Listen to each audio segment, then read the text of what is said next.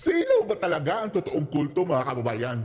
Di ba itong mga bangag, mga kababayan, mga dilawan, mga makakaliwang grupo, lagi nilang sinasabi na ang kulto daw ay ang iglesia, ang INC, tinatawag nilang kulto, pero subalit natapwat, etong mga padremonyo, mga kababayan, mga damasomonyo, na ating kaparian, nagbistulang mga Diyos ko Lord, mayroong mga kakaibang ritual, mga kababayan, sa Senado. Etong mga pari nga ba ito, mga kababayan, ang mga kulto?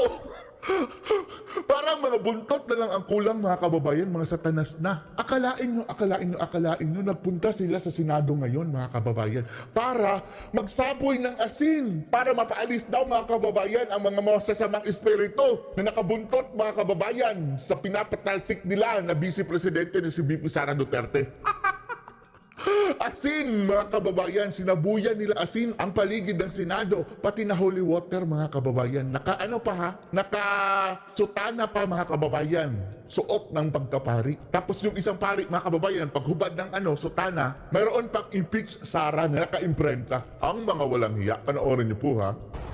Ayan. Ito si Kabaong Reyes, mga kababayan. Natatandaan nyo dati, sa panahon ni Tatay Digong, ito yung nagdala ng Kabaong Nagprotesta sa kalsada. Running priest daw siya, mga kababayan, Kabaong Reyes.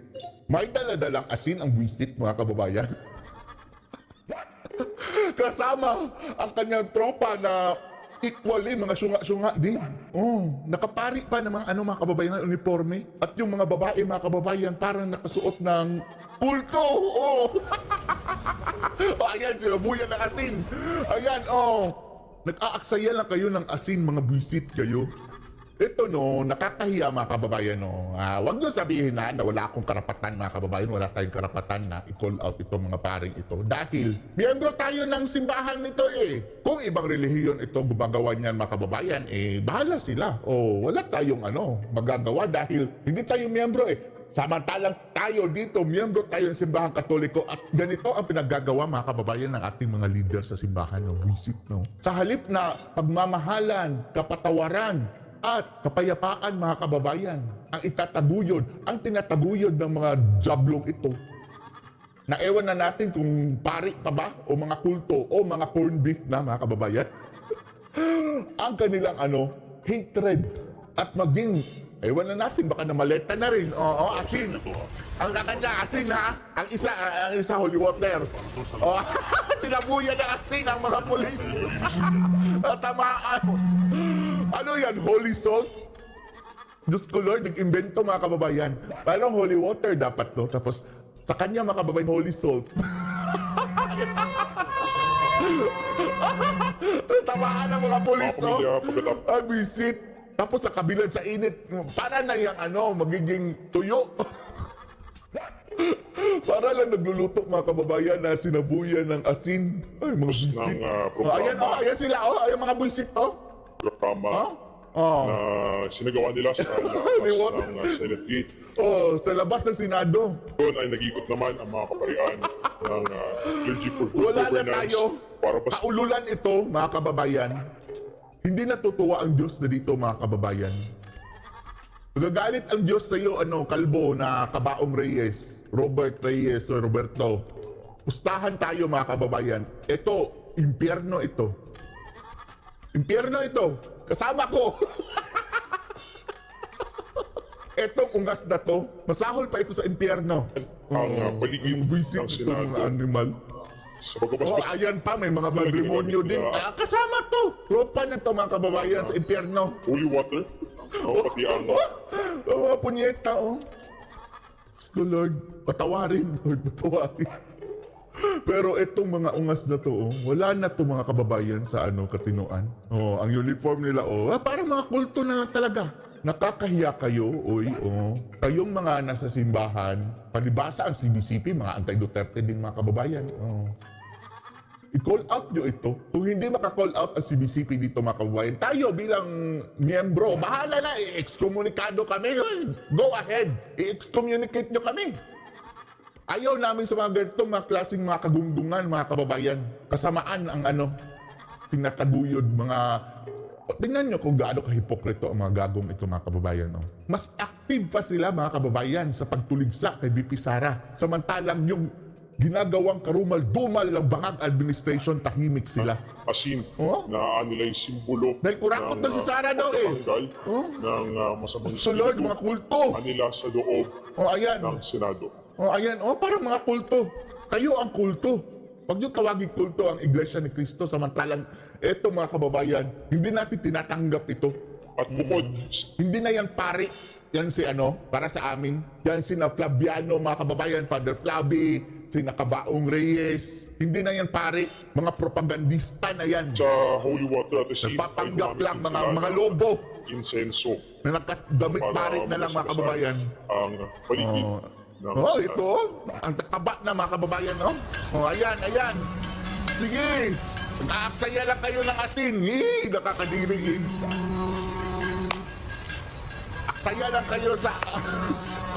Bahala kilo ng asin ngayon. Oh. Inilabas Samantala, dito tayo mga kababayan, dito tayo. Itong sinasabi nilang gusto nilang ipatalsik mga kababayan ng mga parik si BP Sara dahil daw nangurap daw sa confidential fund. Eto, ano ito? Inilabas ng COA ngayon lang mismo mga kababayan. Unmodified opinion na naman. Meaning, wala sila nakikitang anomalya sa paggasta ni BP Sara sa kanyang opisina. Nilabas po sila, Oo. nakatanggap po ang Office of the Vice President ng unmodified Unmodified na opinion, naman. no?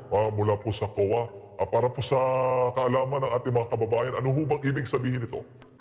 Ang opinion dito, tinatawag nilang unmodified opinion, ay ibig sabihin maayos yung sistema ng liquidation, ng pagsusumite ng mga dokumento, at yung paraan ng see? pag-i-explain kung paano ginagastos Tapos sasabihin pondo nila, ng Office kurakot of the daw. Vice President. Hindi ibig sabihin nito na walang possible later on na mga observations, pero ang sinasabi dito, tama yung systems, tama yung pag-conduct nila ng kanilang liquidations, yung kanilang explanations. In short mga kababayan, ang ibig sabihin niyang unmodified opinion, ibig sabihin niya na ang auditor mga kababayan na nag-audit sa opisina ni Sara ay hindi na kailangang i-modify yung existing na observation o opinion mga kababayan na standard na resulta na inaasahan, which is the proper use of the budget mga kababayan. Wala na siyang dapat i-modify.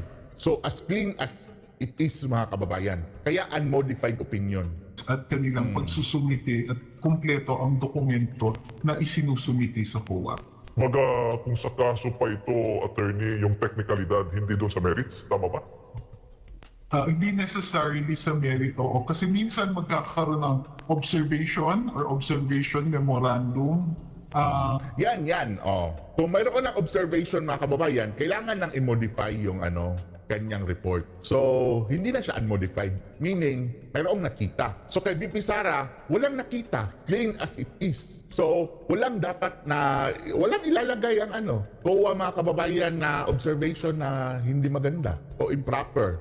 So, unmodified. Ang COA at sasabihin, mayroong kakulangan dito pero bibigyan ka ng pagkakataon mag-comply. So kung ikaw naman ay nabigyan ng observation at nag-comply ka kagad, posible pa rin po ang magandang opinion. Opo. Pero gaano po ito kahalaga kung hindi ako nagkakamali? 4 na beses o 4 na sunod na taon na ata na nakatanggap po ng unmodified opinion po ang opisina ng Vice Palaging Presidente mula sa unmodified mga COA. kababayan.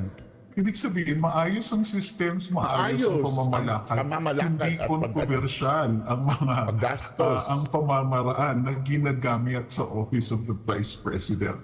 So actually, good news yan. At saka maaaring isumiti yan sa Pero ang problema mga bangag mga kababayan gagawin ang lahat para dumisan si VP Sara. Lalabas-labas na naman sila ng disallowance o ganyan-ganyan. Tapos kahit pa hindi yan under ni VP Inday, dahil yung mga regional naman mga kababayan, posibleng meron sila kasabwat doon na hindi aayusin ang mga requirements, na hindi naman yan direktang talaga ni VP Sara gawain o handle niya.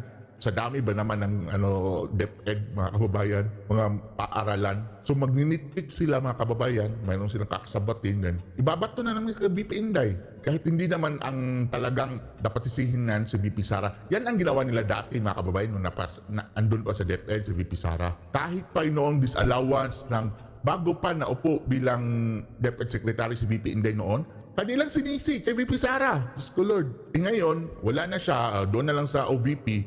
Wala silang makita na mga kababayan. Evidence of patterns of behavior. Opo.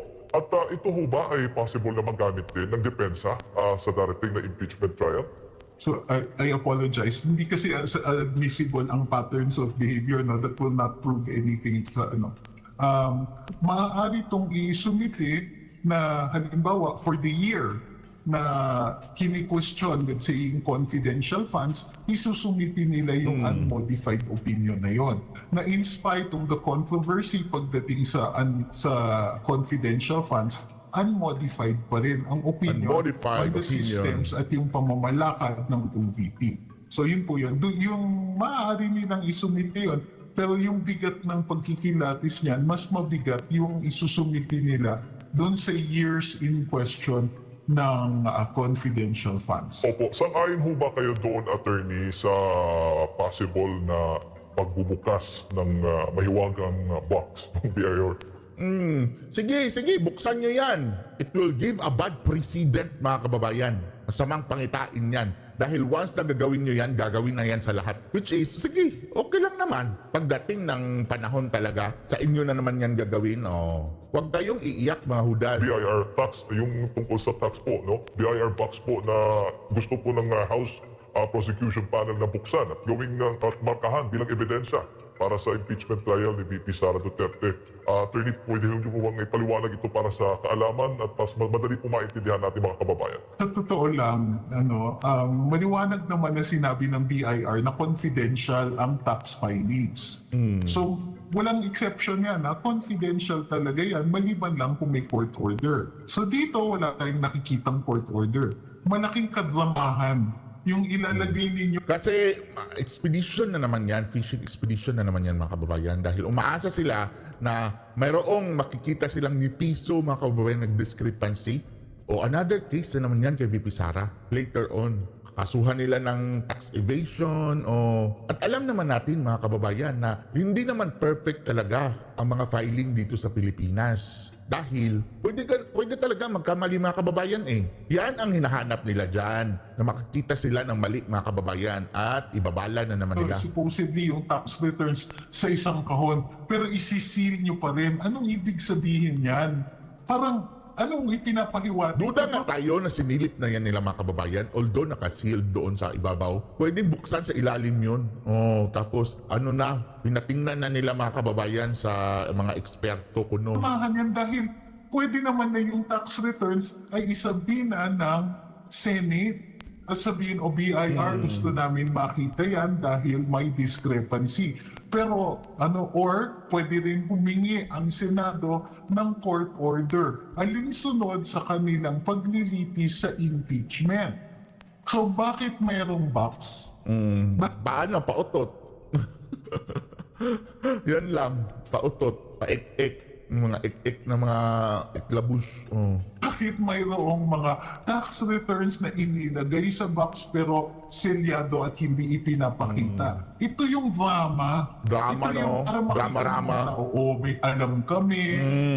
Kaya kami Tapos, pag ganyan-ganyan pa si Luis to, bukas o hindi?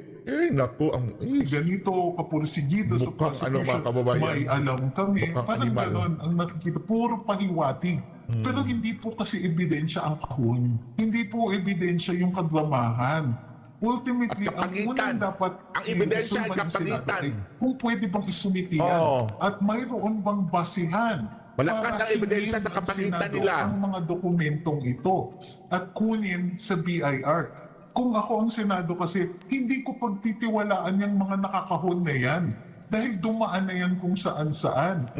Kumuha na lang Kumuha ng bago direkta, mga kababayan, sa BIR. sila ng official copy na nanggaling sa BIR subject to due process. Ibig sabihin mag-explain Yung anong tawag dyan? Chain of command. sila, dumaan Dapat sila dumaan sa sa chain of hukuman command. and undertake any other measures para legit yung pagkuha at tunay yung kukunin nila. Yung pagkakahon na ganyan, it's playing to the audience. It's yung Drama-rama. para magmukhang tunay, para magmukhang mayroon silang ebidensya ilagay natin sa kahon. Pero ang totoo niyan, kahit na ilabas ninyo yung mga tax returns na yan, pag na-explain ni VP Inday yung sources of income that are legitimate na nag-a-appear doon sa kanyang tax returns, baliwala din po ang lahat yan. Baliwala. So they're in it for the drama, in the hopes na ang maaalala ng mga tao ay yung drama, imbis na yung dismissal ng tax returns bilang ebidensya. Opo. Pero kung sakali mang payagan during executive session, attorney, kung saan hindi ka maipasa sa publiko, sila-sila lang, yung mga nandoon sa impeachment trial ang makakaalam, makakakita. Allowed ba silang ipaalam yan? I-divulge yan sa publiko? Alam niyo, sa totoo lang, confidential means confidential. Pero masyado na natin over-interpret yung term na confidential. Pag executive session, may makakakita pa rin na hindi yung taxpayer. Oo. So, Hindi na ibig sabihin, confidential, kailangan pumayag yung taxpayer na may makakita niyan. Otherwise, walang makakakita niyan kundi yung DIR officials at yung taxpayer herself. In this case, paano naging private pa rin ba kapag nasa executive session? Of course not. Kasi merong mga nakakakita na hindi naman sila yung nag-file o hindi naman sila ino-authorize ng taxpayer dito. Ano, hindi miyembro ng publiko ang mga senador? Maswerte naman. Opo. So, confidential means secret. O di, pag pinakita mo sa ibang tao, hindi na confidential. Yung si Mary Grace Piatos niya, gusto din gawing witness, attorney. Ano ba? Nag-exist Hindi ba din. yun na nga eh. Yun yung problema eh. False information pa rin. Fake Galit na news. galit ang inang mga legislators natin na kesya fake news. Pero ang parating paratang mga tao, mga ordinaryong mamamayan na nag-post sa social media, fake news, at para daw mayroong pananagutan dapat at baka gumawa pa sila ng batas na Pananagutan. bibigatan ng pananagutan ng ordinaryong mamamayan. Kayo kaya, Oh, yan si Claire Castro, number 1 fake news. Oh, nasabihang pangit mga kababayan na galit. yun lang pinag-uusapan ninyo yung tax return at nagpapahiwatig kayo na alam nyo ang nilalaman nito. Aba, nag-violate na po kayo ng confidentiality nito. Ang BIR nga ayaw nilang pinapakita yan. So, kahit yung paglalagay nila dito sa kahon ng tax returns, ibig sabihin, may possibility na may ibang tao na makakakita niyan.